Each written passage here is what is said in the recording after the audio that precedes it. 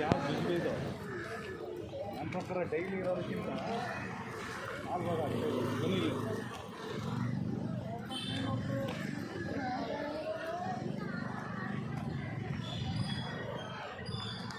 ಎಲ್ಲ parking time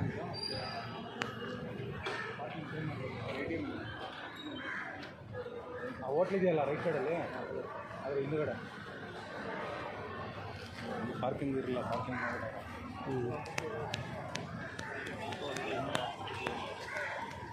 parking ಎಲ್ಲ ಚಾರ್ಜಾ ಇಲ್ಲಿ ಇರಲಿಲ್ಲ ಮುಂಚೆ. ಹಾಂ, ಈಗ ಮಾಡೋರೆ.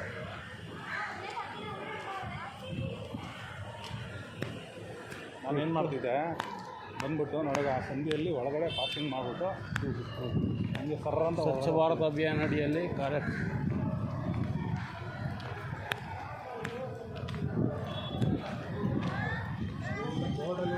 ಪೇಷಂಟ್ ಕಡೆಯವ್ರನ್ನೂ ಒಳಗಡೆ ಎಲ್ಲ ವಿಚಾರಿಸ್ಕೊಂಡು ಬಂದೆ. ನನ್ನ ಹತ್ರ ಇವಾಗ ರೆಕಾರ್ಡು ಇದೆ, ಅಲ್ಲಿ ಮಾತಾಡಿರೋದು. ಸಾರ್ ಅರ್ಜೆಂಟಾಗಿ ಸ್ಕ್ಯಾನಿಂಗ್ ಏನಾರ ಮಾಡಿಸ್ಬೇಕು ಅಂದರೆ ಅವ್ರು 100 ರೂಪಾಯಿ ಕೊಟ್ಟರೆ ಬೇಗ ಮಾಡ್ತಾರೆ, ಇಲ್ಲಾಂದರೆ 1 ವಾರ ಆಗುತ್ತೆ ಅಂತ ಹೇಳಿದ್ರು. ದಿನೇಶ್ ಗುಂಡೂರಾವ್ನ ಆಯ್ಕೆ ಮಾಡಿದ್ಯಾರು? ನಾವೇ ಓಟ್ ಹಾಕ್ಬಿಟ್ಟು. ಸಿದ್ದರಾಮಯ್ಯನ ಆಯ್ಕೆ ಮಾಡಿದ್ದಾರು, ನಾವೇ ಓಟ್ ಹಾಕ್ಬಿಟ್ಟು. ಮೋದಿನ ಆಯ್ಕೆ ಮಾಡಿದ್ಯಾರು? ನಾವೇ ಓಟ್ ಹಾಕ್ಬಿಟ್ಟು. ಅವರು ನಾವು ಓಟ್ ಹಾಕಿ ಕೆಲ್ಸಕ್ಕೆ ಇಟ್ಕೊಂಡಿದಾರ ಅವರು, ಅಥವಾ ಅವ್ರ ಮನೆಯಿಂದ ದುಡ್ಡು ತೊಗೊಂಬಂದು ಸೇವೆ ಮಾಡ್ತಾವ್ರ? ಇವಾಗ ಹೇಳ್ರಿ ನನಗೆ ಕ್ಲಾರಿಟಿ.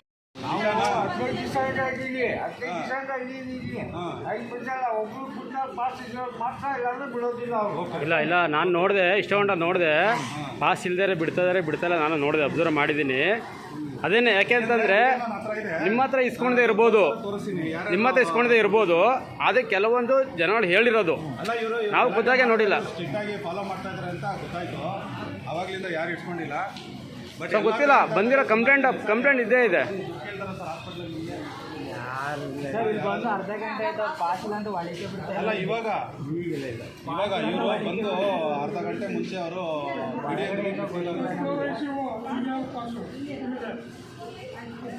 ಪಾಸ್ ಇಲ್ಲ ಅಂತ ಪಾಸ್ ಒಬ್ಬರು ಮಾತ್ರ ಬಿಡ್ತಾವ್ರೆ. ಹೌದು ಸರ್, ಈಗ ನಾವು ಕೇಳಿದ್ಮೇಲೆ ಬಿಟ್ಟಿದ್ದು. ನಿಮಿಷ ಹೇಳೋದು ಅರ್ಥ ಆಗ್ತಾ ಇದೆಯಾ? ಇವರು ಸ್ಟ್ರಿಕ್ಟಾಗಿ ಮಾತಾಡಿದ್ಮೇಲೆ ಅವರು ಸ್ಟ್ರಿಕ್ಟಾಗಿ ಫಾಲೋ ಮಾಡ್ತಾ ಇದ್ದಾರೆ, ನಾವು ಗಮನಿಸಿದ್ದೀವಿ. ಬಟ್ ಮುಂಚೆ ಎಲ್ಲ ವಿತೌಟ್ ಪಾಸ್ ಇಲ್ಲ ಅಂದ್ರೂ ಒಳಗಡೆ ಬಿಡ್ತಾಯಿದ್ರು, ಮತ್ತೆ ದುಡ್ಡು ಇಸ್ಕೊಂಡು ಬಿಡ್ತಾಯಿದ್ರು ಅಂತ ಹೇಳಿದ್ದಾರೆ. ಅಲ್ಲಲ್ಲ, ಇಲ್ಲಿ ಹೇಳಿ, ನೀವು ಹೇಳಿ ಅಮ್ಮ, ನೀವು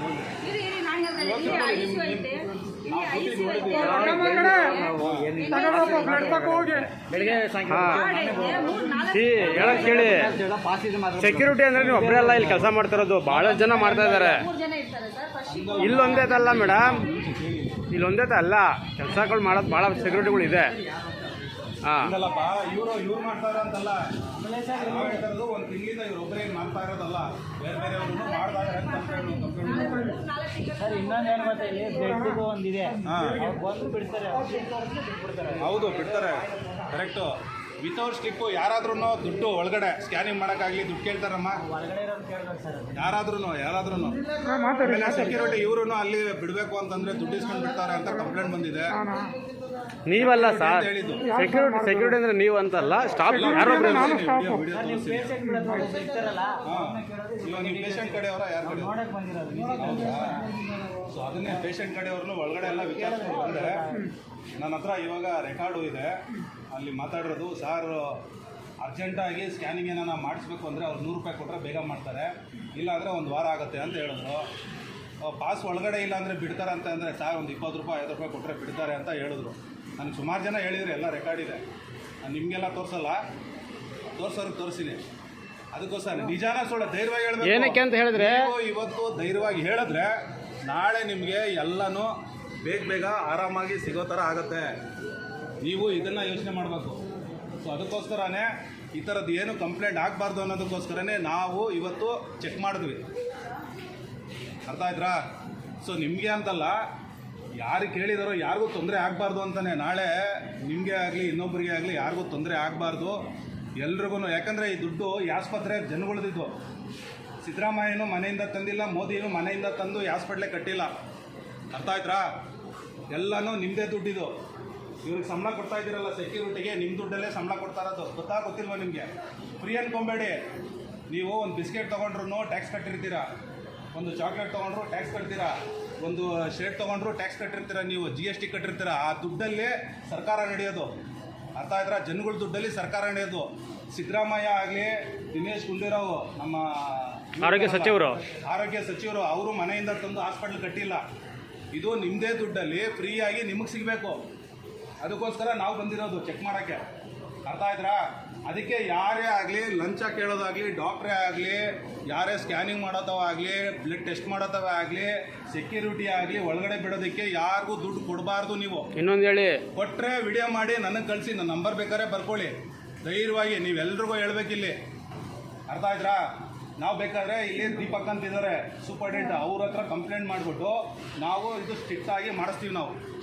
ಸೊ ಅದಕ್ಕೋಸ್ಕರ ನೀವೆಲ್ಲರೂ ನಿಮ್ಮ ದುಡ್ಡಿದು, ಆಸ್ಪತ್ರೆನೂ ನಿಮ್ಮದೇ ಇದು. ಇದಕ್ಕೆಲ್ಲ ಓನರ್ ಯಾರು ಅಂತಂದರೆ ಜನಗಳದ ಆಸ್ಪತ್ರೆ ಇದು. ಸರ್ಕಾರಿ ಆಸ್ಪತ್ರೆ ಬಂದು ಜನಗಳದ್ದು. ಹೌದಲ್ವ ಸರ್? ಯಾಕೆಂದರೆ ಪ್ರತಿಯೊಂದೂ ಇಲ್ಲಿ ಅದಕ್ಕೆ ಈ ಅವೇರ್ನೆಸ್ ಕೊಡೋದಕ್ಕೋಸ್ಕರನೇ ನಾವು ಮಾಡ್ತೀವಿ. ಬರ್ಲಿ ಪೇಷಂಟ್ ಕಡೆ ಬರ್ಲಿ. ಖಂಡಿತ ಯಾರಿಗೂ ತೊಂದರೆ ಕೊಡಲ್ಲ. ನಾವು ಯಾರಿಗೂ ತೊಂದರೆ ಕೊಡಕ್ ಬಂದಿಲ್ಲ, ಇರೋ ವಿಚಾರ ತಿಳಿಸ್ತಿದೀವಿ ಅಷ್ಟೇ. ಆಗ್ಬಾರ್ದು ಅಂತ ಅವೇರ್ನೆಸ್ ಕೊಡಕ್ ಬಂದಿದ್ದೀವಿ. ಅರ್ಥ ಆಯ್ತಾ? ಸೊ ಯೋಚನೆ ಮಾಡಿ, ನಿಮ್ಮದೇ ದುಡ್ಡು. ಸರ್ಕಾರಿ ಆಸ್ಪತ್ರೆಗಳು, ಸರ್ಕಾರಿ ಸ್ಕೂಲ್ಗಳೆಲ್ಲ ಜನಗಳದ್ದು. ಇನ್ನೂ ಒಂದ್ಸತಿ ಹೇಳ್ತೀನಿ, ಸಿದ್ದರಾಮಯ್ಯ ಆಗಲಿ, ಪ್ರಧಾನಮಂತ್ರಿ ಮೋದಿ ಆಗಲಿ ಮನೆಯಿಂದ ತಂದು ಸರ್ಕಾರ ನಡೆಸ್ತಾ ಇಲ್ಲ. ನಮ್ಮ ದುಡ್ಡು, ಜನಗಳ ದುಡ್ಡು. ಸೊ ಇದನ್ನು ನೀವೆಲ್ಲರೂ ತಿಳ್ಕೊಳ್ಳಿ, ಇದನ್ನು ಫಸ್ಟು ಅರ್ಥಕೊಳ್ಳಿ. ನೀವು ಪ್ರತಿಯೊಂದನ್ನು ಫ್ರೀಯಾಗಿ ಸಿಗ್ಬೇಕು ನಮಗೆ. ಅರ್ಥ ಆಯ್ತಾ? ಇವತ್ತಿನ ಒಂದು ದಿವಸಕ್ಕೆ ನೀವೆಲ್ಲ ಎದುರ್ಕೊಂಡು ಸುಮ್ಮನೆ ಆಗ್ತಿರೋ? ನೀವು ಅಕ್ಕಪಕ್ಕದವ್ರಿಗೆ, ನಿಮ್ಮ ಅಕ್ಕಪಕ್ಕ ಪೇಷಂಟ್ಗಳಿಗೆ ಎಲ್ಲರಿಗೂ ಇದನ್ನೇ ತಿಳಿಸ್ಬೇಕು. ನಿಮ್ಮದು ಆಸ್ಪತ್ರೆ ಇದು, ಎಲ್ಲ ಫೆಸಿಲಿಟಿ ಕರೆಕ್ಟಾಗಿ ನಿಮಗೆ ಜನಗಳಿಗೆ ಸಿಗಬೇಕು. ಅರ್ಥ ಆಯ್ತಾ? ಸೊ ಅರ್ಥ ಆಯ್ತಾ? ಎಲ್ಲರೂ ಅರ್ಥ ಮಾಡ್ಕೊಳ್ಳಿ, ಈ ಫೆಸಿಲಿಟಿ ಎಲ್ಲರಿಗೂ ಫ್ರೀಯಾಗಿ ಸಿಗಬೇಕು. ಅರ್ಥ ಆಯ್ತಾ? ಬಂದ ತಕ್ಷಣ ಚಿಕಿತ್ಸೆ ಆಗಬೇಕು. ದಿನೇಶ್ ಗುಂಡೂರಾವ್ ಹೇಳ್ತಾರೆ ನನ್ನ ಹತ್ರ. ದಿನೇಶ್ ಗುಂಡೂರಾವ್ ಅವ್ರಿಗೆ ನಾನು ಹೇಳಿದೆ, ಸರ್ ಗೌರ್ಮೆಂಟ್ ಹಾಸ್ಪಿಟ್ಲಲ್ಲಿ ಒಂದು ಸ್ಕ್ಯಾನಿಂಗ್ ಮಾಡ್ಸೋಕ್ಕೆ 1 ತಿಂಗಳಾಗುತ್ತೆ. ಆ ಪೇಷಂಟ್ನ ಅಡ್ಮಿಟ್ ಮಾಡೋದಕ್ಕೆ 1 ವಾರ ಆಗುತ್ತೆ. ಎಮರ್ಜೆನ್ಸಿ ಹೋದ್ರೂ ಈ ಥರ ಎಲ್ಲ ಪ್ರಾಬ್ಲಮ್ ಆಗ್ತಾ ಇದೆ. ಅಕಸ್ಮಾತ್ ಅವ್ನಿಗೆ ಆಪ್ರೇಷನ್ ಮಾಡಬೇಕು ಅಂದರೆ 6 ತಿಂಗಳಾಗ್ತಾ ಇದೆ. ಇಷ್ಟೊಂದು ದುಡ್ಡು 16,077 ಕೋಟಿ ರೂಪಾಯಿ ಏನಾಗ್ತಾ ಇದೆ ಅಂತ ಪ್ರಶ್ನೆ ಮಾಡಿದ್ದೀನಿ. ನಾನೇ ದಿನೇಶ್ ಗುಂಡೂರಾವ್ಗೆ ಪ್ರಶ್ನೆ ಮಾಡಿದ್ದೀನಿ. ಅವ್ರು ಹೇಳ್ತಾ ಇದ್ದಾರೆ, ಇಲ್ಲ ನೀವು ಸುಳ್ಳು ಹೇಳ್ತಾ ಇದ್ದೀರಾ, ನೀವು ನಿಮಗೆ ಗೊತ್ತಿಲ್ಲ, ನೀವು ಇಲ್ಲಿ ಕುತ್ಕೊಂಡು ಚೇರಲ್ಲಿ ಮಾತಾಡ್ತೀರಾ ಅಂತ ನನಗೆ ಸುವರ್ಣ ನ್ಯೂಸ್ ಚಾನಲಲ್ಲಿ ನನಗೆ ಉಲ್ಟಾ ಹೇಳಿದ್ರು. ನನ್ನ ಮೇಲೆ ಅಪವಾದ ಹೊರಿಸಿದ್ರು, ನೀವು ಸುಳ್ಳು ಹೇಳ್ತಾ ಇದ್ದೀರಾ ಅಂತ. ಅದಕ್ಕೇ ಇವತ್ತು ನಾನು ರಿಯಾಲಿಟಿ ಚೆಕ್ ಮಾಡೋದಕ್ಕೆ ಬಂದಿದ್ದೀನಿ. ನನ್ನ ಹತ್ರ ವಿಡಿಯೋ ಇದೆ, ದಿನೇಶ್ ಗುಂಡೂರಾವ್ ಜೊತೆ ನಾನು ಪ್ರಶ್ನೆ ಮಾಡಿರೋದು. ನಾನು ನಿಮಗೆ ಬೇಕಾದರೆ ಇವಾಗಲೇ ಮೊಬೈಲಲ್ಲಿ ತೋರಿಸ್ತೀನಿ. ಸೊ ನಾನು ಅದಕ್ಕೋಸ್ಕರನೇ ಪ್ರತಿಯೊಬ್ಬರಿಗೂ ಈ ಅವೇರ್ನೆಸ್ ಕೊಡಬೇಕು ಅನ್ನೋದಕ್ಕೋಸ್ಕರನೇ ನಾನು ಜನಗಳ ಹತ್ರ ನೇರವಾಗಿ ವಿಡಿಯೋ ಮಾಡಿಕೊಂಡು ಏನೇನು ನಡೀತಾ ಇದೆ, ಯಾವ ಥರ ಲಂಚ ಕೊಡ್ತಾ ಇದ್ದಾರೆ ಜನ ಅಂತೇಳ್ಬಿಟ್ಟು. ಮೊನ್ನೆ ಒಂದು ಸತಿ ಬಂದಿದೆ, ಅಲ್ಲಿ ಅಂಗವಿಕಲ ಒಬ್ಬ ಪಾಪ ಕಾಲಿಲ್ಲ ಅವನಿಗೆ. ಅವನ ಹತ್ರ ಅವ್ನ ಅಂಗವಿಕಲತ ಅಂತ ಅಂದ್ಬಿಟ್ಟು ಸರ್ಟಿಫಿಕೇಟ್ ಕೊಡೋದಕ್ಕೆ ದುಡ್ಡು ಕೇಳ್ತಾರೆ ಅವನ ಹತ್ರ 350 ರೂಪಾಯಿ. ಇದೇ ಹಾಸ್ಪಿಟ್ಲಲ್ಲಿ? ಇಲ್ಲೇನಾ? ಇದೇ ಆಸ್ಪತ್ರೆಯಲ್ಲೇ ಕೆಳಗಡೆ ಅಲ್ಲಿ ಪಕ್ಕದ ಬಿಲ್ಡಿಂಗಲ್ಲಿ ಕಲ್ ಬಿಲ್ಡಿಂಗ್ ಇದೆ. ಆ ಕಲ್ ಬಿಲ್ಡಿಂಗಲ್ಲಿ ಸೀದಾ ಅಲ್ಲಿಂದ ಸೂಪರ್ಡೆಂಟ್ ಹತ್ರ ಕರ್ಕೊಂಡೋದೆ ನಾನು. ಏನಕ್ಕೆ 350 ರೂಪಾಯಿ ಕೊಡಬೇಕು, ಇವ್ನು ಹಂಗೆ ನೋಡೋದಕ್ಕೆ ಅಂಗವಿಕಲ, ಖಾಲಿ ಇಲ್ಲ, ಸ್ಟಿಕ್ಕರ್ ಹಾಕೊಂಡು ಬಂದಿದ್ದಾನೆ ಅಂತ ನಾನು ಪ್ರಶ್ನೆ ಮಾಡಿದ್ದಕ್ಕೆ ಅವನು ಇಮ್ಮಿಡಿಯೇಟು ಸೂಪರ್ಡೆಂಟ್ ಅವರು ಸೈನ್ ಹಾಕ್ಬಿಟ್ಟು ಇಮ್ಮಿಡಿಯೇಟ್ ಮಾಡಿ ಕಳಿಸಿದ್ರು. ಸೊ ಈ ಥರ ನಮ್ಮನ್ನು ಗುಲಾಮರಾಗಿ ಮೂರ್ಖರಾಗೆ ಮಾಡ್ತಾ ಇರ್ತಾರೆ. ಇದಾಗಬಾರ್ದು. ಸೊ ಇನ್ಮೇಲಾದ್ರೂ ನೀವೆಲ್ಲರೂ ಎಚ್ಚೆತ್ಕೊಬೇಕು. ಹಾಸ್ಪಿಟ್ಲೇ ಇರೋದು ನಮಗೋಸ್ಕರ, ಜನಗಳಿಗೋಸ್ಕರ. ಖಂಡಿತ ನಾನು ಅದನ್ನೇ ಹೇಳ್ತಾ ಇರೋದು. ಖಂಡಿತ ಅದನ್ನೇ ಮೇಡಮ್ ಹೇಳ್ತಾ ಇರೋದು. ನೋಡಿ, ನಿಮಗೆ ನಿಮ್ಮೆಲ್ರಿಗೂ ಒಂದು ವಿಡಿಯೋ ತೋರಿಸ್ತೀನಿ. ನಾನು ದಿನೇಶ್ ಗುಂಡೂರಾವ್, ಆರೋಗ್ಯ ಸಚಿವರು, ಇವಾಗ ಪ್ರೆಸೆಂಟ್. ಸರ್ ನಮಸ್ಕಾರ, ನನ್ನ ಹೆಸರು ನಾಗೇಶ್ ವಿ ಪ್ರಜಾಕಿ ಅಂತ. ಸೊ ಆರೋಗ್ಯದ ಬಗ್ಗೆ ಇಷ್ಟೆಲ್ಲ ಹೇಳಿದ್ರಿ, ಬಟ್ ರಿಯಾಲಿಟಿಯಲ್ಲಿ ಸರ್ ನೋಡಿ, ನಾವೊಂದು ಪ್ರೈವೇಟ್ ಆಸ್ಪತ್ರೆಗೆ ಹೋದರೆ ಅರ್ಧ ದಿವಸದಲ್ಲಿ ಸ್ಕ್ಯಾನಿಂಗ್ ಮಾಡಿ ಏನು ಪ್ರಾಬ್ಲಮ್ ಅಂತ ಕ್ಲಿಯರ್ ಮಾಡ್ತಾರೆ. ಆಮೇಲೆ ಇನ್ನೊಂದು ಅರ್ಧ ದಿವಸದಲ್ಲಿ ಆಪರೇಷನ್ಗೆ ರೆಡಿ ಮಾಡ್ಕೋತಾರೆ. ಇನ್ನೊಂದು ದಿವಸ ಟ್ರೀಟ್ಮೆಂಟ್ ಮಾಡಿ 3ನೇ ದಿವಸಕ್ಕೆ ಡಿಸ್ಚಾರ್ಜ್ ಮಾಡ್ತಾರೆ ಸರ್. ಬಿಲ್ ಎಷ್ಟು ಕೊಡ್ತೀರಿ? ಆದ್ರೆ ಅಲ್ಲಲ್ಲ ಕೇಳಿ, ಅದೇನೆ. ಆದ್ರೆ ಅಲ್ಲಿ ಅವರು ಇನ್ವೆಸ್ಟ್ ಮಾಡಿರೋದು 100 ಕೋಟಿನೋ 200 ಕೋಟಿನೋ ಅಷ್ಟೇ. ಆದ್ರೆ ನಮ್ಮ ಸರ್ಕಾರದಲ್ಲಿ ಸಾವಿರಾರು ಕೋಟಿ ಪ್ರತಿ ವರ್ಷ ಬಜೆಟ್ ಅಲ್ಲಿ ಬರ್ತಾನೆ ಇರ್ತದೆ. ಆದ್ರೆ ಸರ್ ಇವಾಗ್ಲೂ ಗೌರ್ಮೆಂಟ್ ಹಾಸ್ಪಿಟಲ್ ಒಂದು ಆಪರೇಷನ್ ಮಾಡಿಸ್ಬೇಕು ಅಂತಂದ್ರೆ ಅಡ್ಮಿಟ್ ಆಗೋಕ್ಕೆ 1 ತಿಂಗಳಾಗತ್ತೆ. ಒಂದು ಸ್ಕ್ಯಾನಿಂಗ್ ಮಾಡಿಸ್ಬೇಕು ಅಂತಂದ್ರೆ 15 ದಿವಸ ಆಗುತ್ತೆ. ಒಬ್ರು ಅವರು ಆಪರೇಷನ್ ಮಾಡಿ ಈಚೆ ಕಡೆಗೆ ಬರಬೇಕು ಅಂದ್ರೆ ಸರ್ ಹತ್ತತ್ರ 6 ತಿಂಗಳಾಗತ್ತೆ ಸರ್. ಅಕಸ್ಮಾತ್ ಅವ್ನು ಬದುಕಿದ್ರೆ ಇಲ್ಲ ಅಂದ್ರೆ ಅವ್ನು ಸತ್ತೋಗ್ಬಿಡ್ಬೇಕು. ಯಾಕೆಂದ್ರೆ ನಿಮ್ಮಾನ್ಸಲ್ಲೂ ನಾನು ನೋಡಿದ್ದೀನಿ, ಲಾಸ್ಟ್ ಟೈಮ್ ಸೋಷಿಯಲ್ ಮೀಡಿಯಾದಲ್ಲೂ ನಾನು ಕಣ್ಣಾರೇನು ಹೋಗಿ ನೋಡಿದೆ. ಸೊ ಅಲ್ಲಿ ಪೇಷಂಟ್ನ ಡಾಕ್ಟರ್ಗಳು ಬಂದು ನೋಡಿ ಅದು ಏನು ರೆಸ್ಪಾಂಡ್ ಮಾಡಲ್ಲ, ಏನೂ ಇಲ್ಲ, ಸುಮ್ಮನೆ ಅದು ಮಾಡ್ಬಿಟ್ಟು ಹೊರಟೋಗ್ತಾರೆ. ಈ ತರ ಪರಿಸ್ಥಿತಿ ಇದೆ. ನೋಡಿ, ನೀವು ಹೇಳ್ತಾ ಇರೋದ್ರಲ್ಲಿ ಭಾಳ ಒಂದು ಎಕ್ಸ್ಟ್ರೀಮ್ ಹೋಗಿ ಹೇಳ್ತಾ ಇದ್ದೀರಾ. ನಮ್ಮ ಆಸ್ಪತ್ರೆಗಳು ಯಾರಿಗೂ ಚಿಕಿತ್ಸೆ ಸಿಗೋದಿಲ್ಲ, ನಮ್ಮ ಆಸ್ಪತ್ರೆಗಳಲ್ಲಿ ಸ್ಕ್ಯಾನ್ ಮಾಡೋದಿಲ್ಲ, ನಮ್ಮ ಆಸ್ಪತ್ರೆಗಳು ಸರ್ಜರಿಗಳು ಮಾಡೋದಿಲ್ಲ ಅಂತ ಇವೆಲ್ಲ ನೀವು ಅಂದ್ರೆ ನೀವು ಹೇಳ್ದಂಗೆ ಯಾರು ನಮ್ಮ ಆಸ್ಪತ್ರೆಗೆ ಬರಲೇಬಾರ್ದು. ಯಾರು ಕೂಡ ನಮ್ಮ ಆಸ್ಪತ್ರೆಗೆ ಬರಲೇಬಾರ್ದು. ನಿಮ್ಮ ಲೆಕ್ಕಾಚಾರದಲ್ಲಿ ಎಲ್ಲರೂ ಕೂಡ ಖಾಸಗಿಗೆ ಹೋಗ್ಬೇಕು. ಆ ಥರ ಇಲ್ಲ ಪರಿಸ್ಥಿತಿ. ಸಮಸ್ಯೆಗಳಿದೆ. ಅಲ್ಲ, ನನ್ನ ಪ್ರಶ್ನೆ ಒಂದು ನಿಮಿಷ ಕೇಳಿ. ಸಮಸ್ಯೆಗಳಿದೆ. ಅನೇಕ ಕಡೆ ವೈದ್ಯರ ಕೊರತೆ ಇದೆ, ಅನೇಕ ಕಡೆ ನಮ್ಮ ಸ್ಟಾಫ್ ಶಾರ್ಟೇಜ್ ಇದೆ, ಎಲ್ಲ ಸಮಸ್ಯೆಗಳಿದೆ.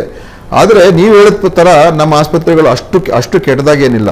ಮತ್ತು ನೀವು ಹೇಳಿದ ಥರ ಖಾಸಗಿ ಆಸ್ಪತ್ರೆಗಳು ಅಷ್ಟು ಏನು ಅಲ್ಲಿ ಹೋಗಿದ ತಕ್ಷಣ ಎಲ್ಲ ಚೆನ್ನಾಗಿ ನೋಡ್ಕೊಂಡ್ಬಿಡ್ತಾರೆ ಅಂತ ಏನಿಲ್ಲ. ನೀವು ನಿಮ್ಮೇನ್ಸ್ ಉದಾಹರಣೆ ಕೊಟ್ಟರೆ ನಿಮ್ಮೇನ್ಸ್ ಒಪ್ಕೊಳ್ತೀನಿ. ನಿಮ್ಮೇನ್ಸ್ ಮೇಲೆ ಇರುವಂಥ ಒತ್ತಡ ಯಾವ ಖಾಸಗಿ ಆಸ್ಪತ್ರೆ ಕೂಡ ಆ ಥರ ಸೇವೆ ಕೊಡೋಕ್ಕಾಗೋದಿಲ್ಲ. ಎಷ್ಟು ಜನ ಬರ್ತಾರೆ ಅಲ್ಲಿ, ಇಡೀ ರಾಜ್ಯದ ಜನ ಬರ್ತಾರೆ. ಆ ಒತ್ತಡ ಎಷ್ಟಿದೆ ಗೊತ್ತಾ ಅವ್ರಿಗೆ, ಪಾಪ ಆ ಡಾಕ್ಟರ್ಗಳಿಗೆ 24 ಗಂಟೆ ಕೆಲಸ ಮಾಡಬೇಕು ಅವರು, ಒಂದು ಬೆಡ್ ಸಿಕ್ಕೋದಕ್ಕೆ. ಯಾಕಂದ್ರೆ ಅಷ್ಟು ಜನ ಅಲ್ಲಿಗೆ ಬರ್ತಾರೆ. ಸೊ ನೀವು ಕೂತ್ಕೊಂಡು ಸುಲಭವಾಗಿ ನೀವು ಹೇಳ್ಬಿಡ್ತೀರಾ ಏನ್ರಿ ಮಾಡ್ತಾ ಇದ್ದಾರೆ ಅಂತ. ಆದರೆ ಅಲ್ಲಿ ನಿಮ್ಮೆನ್ಸ್ ರೋಗಿಸಬಹುದು, ನೀವು ಒಂದು ಇಡೀ ದಿವಸ ಇರಿ. ಆ ಡಾಕ್ಟರ್ ಒತ್ತಡ ಎಷ್ಟಿದೆ, ಎಷ್ಟು ಜನ, ನಮಗೆ ಎಷ್ಟು ಜನ ಫೋನ್ ಮಾಡ್ತಾರೆ, ಅಜಿತ್ ಅವರೇ ಒಂದು ಬೆಡ್ ಕೊಡಿಸಿ. ನನ್ನ ಕೈಲಿ ಕೊಡ್ಸೋಕ್ಕಾಗೋದಿಲ್ಲ, ಯಾಕಂದ್ರೆ ಒಂದು ಬೆಡ್ ಖಾಲಿ ಆದ್ರೆ ತಾನೇ ಒಬ್ಬರೇ ನಾನು ಹಾಕೋದಕ್ಕೆ ಆಗುವಂಥದ್ದು. ಸೊ ನಾವನ್ನ ಏನಂದ್ರೆ ನಮ್ಗೆ ರಿಪೋರ್ಟ್ ಟೈಮ್ ಕೊಡಲ್ಲ. ಆಮೇಲೆ ಈ ರಿಪೋರ್ಟ್ ಟೈಮ್ ಬರಲಿಲ್ಲ ಅಂತಂದ್ರೆ ನಾವು 2 ಸರಿ ಬಿಲ್ ಮಾಡಬೇಕಾಗುತ್ತೆ. 2 ಸರಿ ನಾವು ಬಡವರಿಲ್ಲ, ಅರ್ಥ ಆಯ್ತಾ? ಡಾಕ್ಟರ್ಗೆ ಎಮರ್ಜೆನ್ಸಿ ಪೇಷಂಟ್ಗೆ ಹಿಂಗೆ ನೋಡ್ಬೇಕು, ಪಾಪ ಅವ್ರು ಆತದಲ್ಲ, ಅವ್ರು ಹೇಳ್ತಾರೆ ಅವ್ರು ರಿಪೋರ್ಟ್ ಬೇಕು ಅಂತ. ಇವಾಗ ಡಾಕ್ಟರ್ ಬರ್ಕೊಡ್ತಾರೆ, ನಾವು ಎತ್ಕೊಳ್ತೀವಿ, ಅಲ್ಲಿ 2 ಸರಿ ಬಿಲ್ ಮಾಡಬೇಕಾಗುತ್ತೆ, ಟೈಮ್ ಕೊಡಲ್ಲ. ಇದೇ ಪ್ರಶ್ನೆನೇ ನಾನು ಕೇಳಿದ್ದು. ಒಂದು ಸ್ಕ್ಯಾನ್ ಮಾಡೋದಕ್ಕೆ 1 ಸತಿ ಎಲ್ಲ 10 ಸತಿ ಓಡಾಡಬೇಕಾಗದು. ನಾನು ಯಾಕೆ ಓಡಾಡ್ಬೇಕು? ನಾನು ಅದೇ ಪ್ರೈವೇಟ್ ಆಸ್ಪತ್ರೆಗೆ ಹೋದರೆ ಆಸ್ಪತ್ರೆ ಖರ್ಚಾಗೋದು, ಅಂಥ ಸೂಪರ್ ಸ್ಪೆಷಾಲಿಟಿ ಆಸ್ಪತ್ರೆ ಖರ್ಚಾಗೋದು ಒಂದು 50 ಕೋಟಿನೋ 100 ಕೋಟಿನೋ ಅಂಥ ಸೂಪರ್ ಸ್ಪೆಷಾಲಿಟಿ ಆಗುತ್ತೆ. ಆದರೆ ನಮ್ಮ ದುಡ್ಡು 17,000 ಕೋಟಿ ಏನಾಗ್ತಾ ಇದೆ ಅಂತಲೇ ನಾನು ಪ್ರಶ್ನೆ ಮಾಡಿರೋದು. ಯಾರಿಗೆ? ದಿನೇಶ್ ಗುಂಡೂರಾವ್ ಅವ್ರಿಗೆ.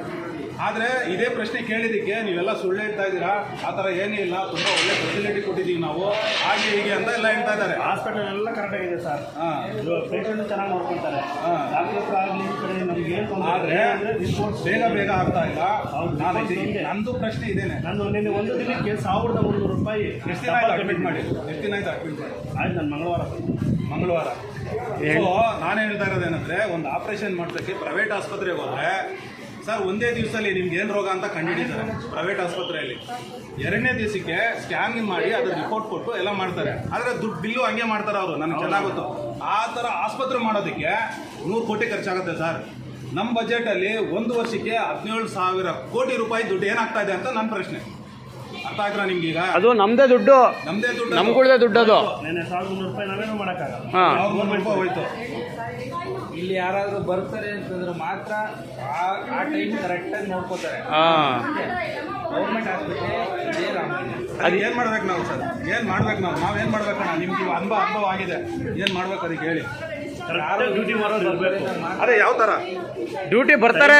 ಟೈಮಿಂಗ್ಸ್ ಅಂದ್ರೆ ಟೈಮಿಂಗ್ಸ್ ರಿಪೋರ್ಟ್ ಕೊಡೋ ಫೆಸಿಲಿಟಿ. ಇಲ್ಲಿ ಕೇಳಿ, ಡ್ಯೂಟಿಗೆ ಎಲ್ಲರೂ ಬರ್ತಾರೆ ಸರಿಯಾದ ಟೈಮಿಗೆ. ಬರ್ತಾರೆ, ಕೆಲಸ ಮಾಡ್ಬೇಕಲ್ವಾ? ಹೇಳಿ, ಯಾರಾದರೂ ಒಂದು ಸೊಲ್ಯೂಷನ್ ಹೇಳಿ. ಕೆಲಸ ಮಾಡಿದ್ರೆ ತೆಗೆದು ಆಚೆ ಬಿಸಾಗಬೇಕು. ಆಮೇಲೆ ಓದ್ಕೊಂಡಿರೋರು ಎಷ್ಟೋ ಜನ ಪ್ರಪಂಚದಲ್ಲಿ ಒದ್ದಾಡ್ತಾ ಇದ್ದಾರೆ. ಆಮೇಲೆ ಏನು ಸೊಲ್ಯೂಷನ್ ಏನಣ್ಣ? ಅದೇ ಸರ್, ಸರಿಯಾಗಿ ವರ್ಕ್ ಮಾಡಿಲ್ಲ ತೆಗೆದಾಕ್ಬೇಕಂತ ಅವ್ರನ್ನ. ಅಲ್ಲ, ಅವ್ರು ಆಫೀಸರ್ ತೆಗ್ದಾಕ್ತಾರೆ, ಬೇರೆ ಕಡೆಗೆ ಹಾಕ್ತಾರೆ, ಮತ್ತೆ ಇಲ್ಲಿಂದ ತೆಗ್ದು ಬೇರೆ ಕಡೆ ಹಾಕ್ತಾರೆ. ಅಲ್ಲೂ ಹಂಗೆ ಆಗುತ್ತಲ್ಲ. ಬೇರೆ ಕಡೆ ಹೋಗಿ ರಿಜೆಕ್ಟ್ ಮಾಡಿ ಬಿಸಾಕ್ಬೇಕು. ಯಾರು? ಗೌರ್ಮೆಂಟ್ ಅವರೇ ಮಾಡಬೇಕು. ಗೌರ್ಮೆಂಟ್ ಆಯ್ಕೆ ಮಾಡಿದಾರೆ ಯಾರಂಗಾದ್ರೆ? ನಾವೇ ಮತ್ತೆ ಹಂಗೆ ಕೇಳ್ಬೇಕಾರದು ಯಾರು? ಕೇಳಿದ್ದಾಯ್ತು ನಾವು. ಯಾವ ರೀತಿ ಕೇಳಿದ್ದೀರಾ? ಈ ಥರ ಬಿಲ್ ಹಾಕಿದ್ರಲ್ಲ 2 ಸರಿ ನಾವೇನು ಇದು ಮಾಡೋದಂದ್ರೆ ನಾವೇನು ಮಾಡೋದು. ದಿನೇಶ್ ಗುಂಡೂರಾವ್ನ ಆಯ್ಕೆ ಮಾಡಿದ್ಯಾರು? ನಾವೇ ಓಟ್ ಹಾಕ್ಬಿಟ್ಟು. ಸಿದ್ದರಾಮಯ್ಯನ ಆಯ್ಕೆ ಮಾಡಿದ್ದಾರೋ ನಾವೇ ಓಟ್ ಹಾಕ್ಬಿಟ್ಟು. ಮೋದಿನ ಆಯ್ಕೆ ಮಾಡಿದ್ದಾರೋ ನಾವೇ ಓಟ್ ಹಾಕ್ಬಿಟ್ಟು. ಅವರು ನಾವು ಓಟ್ ಹಾಕಿ ಕೆಲ್ಸಕ್ಕೆ ಇಟ್ಕೊಂಡಿದ್ದಾರೆ ಅವರು, ಅಥವಾ ಅವ್ರ ಮನೆಯಿಂದ ದುಡ್ಡು ತೊಗೊಂಬಂದು ಸೇವೆ ಮಾಡ್ತಾವ್ರ? ಇವಾಗ ಹೇಳ್ರಿ ನನಗೆ ಕ್ಲಾರಿಟಿ. ಅವ್ರು ಯೋಗ್ಯತೆ ಬರಬೇಕಾಗಿತ್ತು. ಯೋಗ್ಯತೆ ಅವ್ರು ಬಿಟ್ಬಿಡಿ. ನಾನು ಹೇಳ್ತಾ ಇರೋದೇನು, ಜನ ಮಧ್ಯ ಬರಬೇಕು ಅವರು. ನಾನು ಹೇಳ್ತಾ ಇರೋದಲ್ಲ, ನಮಗೆ ಹೆಂಗೆ ಬೇಕೋ ಹಂಗೆ ಮಾಡೋದಕ್ಕೋಸ್ಕರ ನಾವು ಅವ್ರಿಗೆ ಓಟ್ ಹಾಕೋಕ್ಕೆ ಮುಂಚೆ ಪ್ರಶ್ನೆ ಮಾಡಬೇಕು. ನೋಡಯ್ಯ, ನೀನು ಓಟ್ ಹಾಕ್ತೀನಿ, 5 ವರ್ಷ ನಾನು ಹೇಳ್ದಂಗೆ ನೀನು ಕೆಲಸ ಮಾಡ್ತೀಯ ನಾವು ಕೇಳಲಿಲ್ಲ. ಅದಕ್ಕೆ ನೋಡಿ ಇವತ್ತು ನಾವು ಇಲ್ಲಿ ಒದ್ದಾಡ್ತಾ ಇದ್ದೀವಿ. 4 ಸತಿ ಬಿಲ್ ಕೊಟ್ಟು 2 ಸತಿ ಬಿಲ್ ಕಟ್ಟಿದ್ದೀನಿ ಅಂತಂದ್ರು ಪಾಪ ಇವರು. ಬಡವರು ಅಂತಂದ್ರು 1,300 ರೂಪಾಯಿ ಅಳ್ತಾರ ಅವರು. ಇವರು ಇಂಥ ಬಡವರು ಹೆಂಗೆ ಬದುಕೋದು ಹೇಳ್ರಿ? ಇವತ್ತು ಅವ್ರಿಗಾಗಿದೆ ನಾಳೆ ನಮ್ಗಾಗತ್ತೆ ಅಷ್ಟೇ. ಇದೇ ಪ್ರಶ್ನೆನೇ ನಾನು ದಿನೇಶ್ ಗುಂಡೂರಾವ್ ಅವರ ಕೇಳಿರೋದು. ಅವರು ಇಲ್ಲ ನೀವು ಸುಳ್ಳು ಹೇಳ್ತೀರಾ. ದಿನೇಶ್ ಗುಂಡೂರಾವ್ ಹೇಳ್ತಾರೆ ಇಲ್ಲ ನೀವು ಸುಳ್ಳು ಹೇಳ್ತಾ ಇದ್ದೀರಾ, ನಿಮ್ಗೆ ಗೊತ್ತೇ ಇಲ್ಲ, ನೀವು ಇಲ್ಲಿ ಚೇರ್ ಮೇಲೆ ಕುತ್ಕೊಂಡು ಮಾತಾಡ್ತೀರಾ ಅಂತ ನನಗೆ ಹೇಳ್ತಾರೆ ಅವರು. ಉಡಾಪೆ ಉತ್ತರ ಕೊಡ್ತಾರೆ ನನಗೆ. ಕೇಳಿಸ್ಕೊಳ್ಳಿ ನೀವು, ಇದೇ ಟಿ ಶರ್ಟ್ ನಾನು ಹಾಕೊಂಡಿರೋದು, ಗಡ್ಡ ಬಿಟ್ಟಿದ್ದೀನಿ, ಅಲ್ಲಿ ಗಡ್ಡ ಇಲ್ಲ. ಕೇಳಿಸ್ಕೊಳ್ಳಿ, 6 ತಿಂಗಳಾಗತ್ತೆ ಅಂತ ನಾನು ಹೇಳಿದ್ದೀನಿ. ಇದೇ ಹಾಸ್ಪಿಟಲ್ಲಿ SGE Pradhan Mantri building operation ಮಾಡ್ತಾರೆ ಕ್ಯಾನ್ಸರ್ದು. ಅವ್ರು ಆಪ್ರೇಷನ್ ಮಾಡಿ ಹೊರಗಡೆ ಹೋಗೋದಕ್ಕೆ 6 ತಿಂಗಳು ವರ್ಷ ಆಗ್ತಾ ಇದೆ. ನಾನು ಪ್ರಧಾನಮಂತ್ರಿಗೂ ಲೆಟ್ರ್ ಬರ್ತಿದ್ದೀನಿ, ಎಲ್ರಿಗೂ ಬರ್ತಿದ್ದೀನಿ, ಅಲ್ಲಿಂದನೂ ರಿಪ್ಲೈ ಬಂದಿದೆ. ಬಟ್ ನನ್ನ ಪ್ರಶ್ನೆ ಇದೇನೆ, ನೀವು ಬರೀ ಲೆಟ್ರಲ್ಲಿ ರಿಪ್ಲೈ ಕೊಡೋದಲ್ಲ, ರಿಯಾಲಿಟಿ ಚೆಕ್ ಮಾಡಿ ಅಂತ ಹೇಳಿದ್ದೀನಿ ನಾನು. ಬರೀ ಇದು ಯಾವುದೋ ಇದು 10 ರೂಪಾಯಿ 20 ರೂಪಾಯಿ ಇದ್ರ ಬಗ್ಗೆ ನಾನು ಮಾತಾಡ್ತಾ ಇಲ್ಲ, ನಾನು ದೊಡ್ಡದ್ರ ಬಗ್ಗೆ ಮಾತಾಡ್ತಾ ಇದ್ದೀನಿ. ಅರ್ಥ ಆಯ್ತಾ? ನಮ್ಮ ದುಡ್ಡು ಏನಾಗ್ತಾ ಇದೆ, ನಮ್ಮೆಲ್ಲರೂ ಭವಿಷ್ಯ ಚೆನ್ನಾಗಿರೋದಕ್ಕೋಸ್ಕರ ನಾವೆಲ್ಲರೂ ಚೆನ್ನಾಗಿರಬೇಕು, ಇದು ಮಾಡಬೇಕಾಗಿರೋದು. ಚೆನ್ನಾಗಿರ್ಬೇಕು ಅಂದ್ರೆ ನಾವೆಲ್ಲ ಪ್ರಶ್ನೆ ಮಾಡ್ಬೇಕು, ಕೇಳಬೇಕು ಅಷ್ಟೇ. ಓಟ್ ಹಾಕ್ಬಿಟ್ಟು ಸುಮ್ಮನೆ ಆಗೋದಲ್ಲ. ಹಾಕ್ಬಿಟ್ಟು 5 ವರ್ಷ ಗುಲಾಮರ ಥರ ಮನ್ಕೊಂಡಿರ್ತೀವಿ ನಾವು. ಆಯ್ತಾ?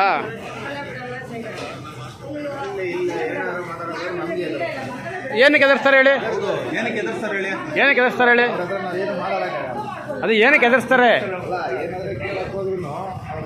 ಸರಿ ಬನ್ನಿ ಹೊರಡೋಣ. ಹೇಳಿ ಇಲ್ಲಿ ಸರ್, ಏನಕ್ಕೆ ಯಾಕೆ ಎದುರಿಸ್ತಾರೆ ಅಂತ ಹೇಳಿದ್ರೆ, ನಾವು ನಾಯಕರನ್ನ ಆಯ್ಕೆ ಮಾಡಿ ಕೆಲಸಗಾರನ ಆಯ್ಕೆ ಇಲ್ಲಿ ಕೇಳಿ, ಸರ್ ಹೇಳ್ತಾರೆ ಎಲ್ಲಿ ಸಿಗ್ತಾರೆ ಅಂತ ಕೇಳ್ತಾವ್ರೆ. ಯಾರು ಸರ್? ನೀವು ಎಲ್ಲಿ ಇರೇ, ನಾನು ಒಂದು ನೀವು ಎಲ್ಲನ ಏನು ಕೆಲಸ ಮಾಡ್ತಾ ಇದ್ದೀರ? ಏನು ಕೆಲಸ ಮಾಡ್ತಾ ಇದ್ದೀರ? ಅಲ್ಲ, ಎಲ್ಲರೂ ಕೆಲಸ ಮಾಡ್ತಾ ಇದ್ದೀರಾ? ಸರಿ, ದೇವಸ್ಥಾನದಲ್ಲಿ ನಿಮಗೆ ಯಾರನ್ನಾದರೂ ಒಬ್ಬ ಹುಡುಗನ ನೀವು ದೇವಸ್ಥಾನಕ್ಕೆ ಕೆಲಸ ಮಾಡೋವಾಗ ನೀವು ಅವನಿಗೆ ನೋಡಯ್ಯ ನೀನು ಈ ಥರ ಕೆಲಸ ಮಾಡಬೇಕು, ಈ ಸಂಬಳ ಕೊಡ್ತೀನಿ ಅಂತ ಹೇಳ್ಬಿಟ್ಟು ಕಂಡೀಷನ್ ಮಾಡಿ ತಾನೇ ಕೆಲಸಕ್ಕೆ ಹೋಗುತ್ತೆ. ಆ ಥರ ಓಟ್ ಹಾಕೋವಾಗ ನೀವು ಕಂಡೀಷನ್ ಮಾಡಿದ್ರಾ? ಯಾರಿಗೆ MLA ಆಗಲಿ MP ಆಗಲಿ ಈ ಥರ ಕಂಡೀಷನ್ ಮಾಡಿದ್ರಾ ನೀವು? ಯಾರು ತಪ್ಪಿವ? ನಮ್ಮದೇ ತಪ್ಪು. ಸೊ ಜನಗಳದು ನಮ್ಮದೇ ತಪ್ಪು. ಸೊ ನಾನು ನಮ್ಮನೆ ಹತ್ರ ಇದೇ ST ಸೋಮಶೇಖರ್ ಅವರು ನಾನು ಪ್ರಶ್ನೆ ಮಾಡಿದ್ದೀನಿ, ನೀನು ಓಟ್ ಹಾಕಬೇಕು ಅಂದರೆ ನನಗೆ 5 ವರ್ಷ ನಾನು ಹೇಳ್ದಂಗೆ ಕೆಲಸ ಮಾಡಬೇಕು. 5 ವರ್ಷನೂ ನಮ್ಮೂರಿಗೆ ದುಡ್ಡು ಎಷ್ಟು ಬಂದೈತೆ, ಆ ದುಡ್ಡಲ್ಲಿ ಏನು ಕಟ್ಟಬೇಕು ಅಂತ ಹೇಳ್ಬಿಟ್ಟು ನಾನು ಹೇಳ್ದಂಗೆ ಮಾಡಬೇಕು ಅಂತ ನಾನು ಪ್ರಶ್ನೆ ಮಾಡಿದ್ದೀನಿ. ಅವಾಗ ನೀನು ಓಟ್ ಹಾಕ್ತೀನಿ. ಇಲ್ಲ ಆ ಥರ ಯಾರು ಮಾಡ್ತಾರೋ ಅಂಥವ್ರಿಗೆ ನಾನು ಓಟ್ ಹಾಕ್ತೀನಿ ಅಂತ ನಾನು ಮಾತಾಡಿದ್ದೀನಿ. ಇದೇ ಶೋಭಾ ಕರಂದ್ಲಾಜೆಗೂ ಇದೇ ಪ್ರಶ್ನೆ ಕೇಳಿದೆ ನಾನು. ಸೊ ಎಲೆಕ್ಷನ್ ಟೈಮಲ್ಲಿ ನಾವೇನು ಮಾಡ್ತೀವಿ, 2,000 ರೂಪಾಯಿ ಇಸ್ಕೊಂಡು, 500 ರೂಪಾಯಿ ಇಸ್ಕೊಂಡು, ಅಥವಾ ಕುಕ್ಕರ್ ಇಸ್ಕೊಂಡು, ಅಥವಾ ಯಾವನೋ ಎಣ್ಣೆ ಕೊಟ್ಟ ಅಂತ ಇಸ್ಕೊಂಡು, ಅಥವಾ ಯಾರೋ ಬಾಟೂಟ ಅಂತ ಕೊಟ್ಟು ಇಸ್ಕೊಂಡು ನಾವು ಓಟ್ ಹಾಕ್ಬಿಟ್ಟು ನಾವು ಮನ್ಕೊಂಬಿಡ್ತೀವಿ. ಇಲ್ಲಿ ಬಂದು ನಮ್ಮ ಪ್ರಾಣಗಳನ್ನ ಕಳ್ಕೊತಾ ಇದ್ದೀವಿ ನಾವು. ಹಾಸ್ಪಿಟ್ಲಲ್ಲಿ ಬಂದು ನಮ್ಮ ಮಕ್ಕಳ ಭವಿಷ್ಯ ಹಾಳಾಗ್ತಾ ಇದೆ. ಒಳ್ಳೆ ಸ್ಕೂಲ್ ಇಲ್ಲ ನಮಗೆ. ಲಕ್ಷಾಂತರ ರೂಪಾಯಿ ಕಟ್ಟಲಿಲ್ಲ ಅಂದರೆ ಸ್ಕೂಲಲ್ಲಿ ಓದ್ಸೋಕ್ಕಾಗಲ್ಲ. ಆಗುತ್ತೇನ್ರಿ? ಲಕ್ಷಾಂತರ ರೂಪಾಯಿ ಕಟ್ಟಿಲ್ಲ ಅಂದರೆ ಆಗುತ್ತಾ? ಅದೇ ನೀವು ನೋಡಿ, ಇಲ್ಲಿ ಗೌರ್ಮೆಂಟ್ ಆಸ್ಪತ್ರೆಗೆ ಬಂದರೆ ಇಲ್ಲಿ ಅಲಿಬೇಕು, ಸರಿಯಾಗಿ ಬೇಗ ಟ್ರೀಟ್ಮೆಂಟ್ ಆಗಲ್ಲ. ಏನಾಗುತ್ತೋ ಏನೋ ಗ್ಯಾರಂಟಿ ಇಲ್ಲ. ಸೊ ಅದಕ್ಕೋಸ್ಕರನೇ ನಾವು ಇನ್ಮೇಲಾದ್ರೂ ಎಚ್ಚೆತ್ಕೊಬೇಕು, ವಿಚಾರವಂತರಾಗಬೇಕು, ಬುದ್ಧಿವಂತರಾಗಬೇಕು. ನಾವು ಬ್ರಿಟಿಷ್ನವ್ರ ಹತ್ರ ಗುಲಾಮರಾಗಿದ್ವಿ 75 ವರ್ಷ. ಇನ್ನೂ ಗುಲಾಮರಾಗೆ ಯಾಕೆ ಬದುಕಬೇಕು ನಾವು ಸ್ವತಂತ್ರ ಸಿಕ್ಕಿದ ಮೇಲೂ? ಅರ್ಥ ಆಯ್ತಾ ಇವ್ರೆ? ಸೊ ನಿಮ್ಮ ಆವೇಶ, ನಿಮ್ಮ ಆಕ್ರೋಶನ ಯಾರನ್ನ ನಾವು ಆಯ್ಕೆ ಮಾಡ್ತೀವಲ್ಲ ಅವ್ರು ನಮ್ಮ ಕೆಲಸಗಾರರು. ನೆನ್ಪಿಟ್ಕೊಳ್ಳಿ, ನಮ್ಮ ನಾಯಕರಲ್ಲ ಅವರು, ನಮ್ಮ ಕೆಲಸಗಾರರು. ಅವರು ನಮ್ಗೆ ಏನು ಬೇಕೋ ಅದನ್ನು ಕೊಡಬೇಕು ಅವರು. ನಾವು ಜಾತಿಗೆ ಧರ್ಮಕ್ಕೆ ಓಟ್ ಹಾಕ್ತಾ ಇದ್ದೀವಿ, ಹಾಕ್ಬಾರ್ದಂಗೆ. ಕರೆಕ್ಟ್ ಅಲ್ವಾ ಸರ್? ನಮಗೇನು ಬೇಕೋ ಆ ಥರ ಮಾಡಿಕೊಡ್ತೀಯ ನೀನು ಓಟ್ ಹಾಕ್ತೀನಿ ಅಂತ ನಾನು ಅವನಿಗೆ ಕಂಡೀಷನ್ ಮಾಡಿ, ಅಗ್ರಿಮೆಂಟ್ ಮಾಡಿಸಿ, ಅಂಥವ್ರ ಹತ್ರ ಕಂಡೀಷನ್ ಮಾಡಿ ನಾವು ಮಾಡ್ಕೋಬೇಕು. ಅವಾಗ ನೀವೆಲ್ಲ ಹುಡ್ಕೊ, ನೀವು ಕರೆದಿದ್ದಾಗ ಬರ್ತಾರ ಅವ್ರು? ಅವಾಗ ಬರಬೇಕು. ನಾನು ಕರೆದಾಗ ಬರಬೇಕು ಅವರು. ಅಂದರೆ ನಮ್ಮ ಕ್ಷೇತ್ರದ ಜನ ಕರೆದಾಗ ಅವ್ರು ನಮ್ಮ ಮುಂದಕ್ಕೆ ಬರಬೇಕು. ಆವಾಗ ಈಗ ಎಕ್ಸಾಂಪಲ್ಲು ಆರೋಗ್ಯ ಸಚಿವ ದಿನೇಶ್ ಗುಂಡೂರಾವ್, ನಾವು ಜನ ಎಲ್ಲ ಕರೆದ್ರೆ ಅವ್ನು ಬರಬೇಕಿಲ್ಲಿ. ಏನಿದು ಫೆಸಿಲಿಟಿ ಇಲ್ವಲ್ಲ ಅಂತ ನಾವು ಕೇಳಿದ್ರೆ ಅವ್ನು ಮಾಡಿಕೊಡ್ಬೇಕು. ಸೊ ಇದು ನಾವು ಆಯ್ಕೆ ಮಾಡೋಕ್ಕೆ ಮುಂಚೆ ನಾವು ಮಾತಾಡಬೇಕು. ಆವಾಗ ನಮಗೆಲ್ಲ ಸಮಸ್ಯೆಗೂ ಪರಿಹಾರ ಸಿಗುತ್ತೆ. ಅವಾಗ ನಾವು ಇವ್ರನ್ನ ಬ್ಲೇಮ್ ಮಾಡೋ ಅವಶ್ಯಕತೆ ಇರಲ್ಲ. ಇವ್ರಿಗೆ ಬೈಯೋ ಅವಶ್ಯಕತೆ ಇಲ್ಲ. ಅವ್ರ ಕೆಲಸ ಮಾಡ್ಕೊಂಡು ಹೋಗ್ತಾ ಮಾಡ್ತಾರೆ. ಅವಾಗ ನಮಗೆ ಅಲ್ವಾ? ಅಲ್ಲ, ನಾವು ನಾಲ್ಕು ಪಾಸ್ ಕೊಡಿ ಅಂತಂದರೆ 4 ಜನ ಹೋಗ್ಬೋದು. ಅವಾಗ ಪಾಸ್ ಇದ್ರೆ ಬಿಡ್ತಾರೆ ಅವರು. ಸೊ ಈ ಥರ ನಾವು ಪ್ರಜ್ಞಾವಂತ ವಿಚಾರವಂತರಾಗಬೇಕು. ಸೊ ಇಷ್ಟು ಹೇಳ್ತಾ, ಸೊ ವಿಡಿಯೋದಲ್ಲಿ ಯಾರ್ಯಾರು ನೋಡ್ತಾ ಇದ್ರೋ ನಿಮಗೂ ಅಷ್ಟೇ ಈ ಥರದ್ದು ಒಂದು ವಿಚಾರನ ಎಲ್ಲರೂ ಅರ್ಥ ಮಾಡಿಕೊಂಡು ನಾವು ಪ್ರಶ್ನೆ ಮಾಡೋದನ್ನ ಎಲ್ಲಿವರೆಗೂ ನಾವು ಮಾಡೋದಿಲ್ವೋ ಅಲ್ಲಿವರೆಗೂ ನಾವು ಗುಲಾಮರಾಗಿ ಮೂರ್ಖರಾಗೇ ಇರಬೇಕಾಗತ್ತೆ. ಸೊ ಇನ್ಮೇಲಾದರೂ ನಾವು ಎಚ್ಚೆತ್ಕೊಳ್ಳೋಣ. ನಮಸ್ಕಾರ.